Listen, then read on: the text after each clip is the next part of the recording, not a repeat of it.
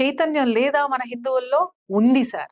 మనం వాళ్ళకి ధైర్యం ఇచ్చి, వెన్ను తట్టి నిలబడితే మీరన్నారు చూసారా ఇందాక, సింహాలు జూలు విదిల్చి లేచారు అనంటారు. దాదాపు 500 మందిని ఆకువీడు గ్రామంలో పోలీసుల్ని మొత్తం పారా పెట్టి కర్ఫ్యూ పెట్టినంత పని చేశారక్కడ. ఇంకా మనం సంతోషించాల్సిన విషయం ఏంటంటే అక్కడ పురోహితులు యాజిటేషన్‌కొచ్చారు సార్. ఇది ఎప్పుడన్నా జరిగిందా చెప్పండి? ఎంత చైతన్యం ఉంది మన వాళ్ళల్లో? ఎంత సాహసం అనేటటువంటిది ఎంత రోజు రోజుకొస్తుంది అనంటే, చాలా మంది మాట్లాడుతుంటారు హిందువులు నిద్ర మేల్కోరు, మేల్కోరు, మేల్కోరు అని. సింహాలు లేస్తున్నాయి సార్. ఇది మాత్రం వాస్తవం. తప్పకుండా మార్పు వస్తుంది. హిందుత్వం చరిత్ర ఎప్పుడు గెలిపే. గెలిపే.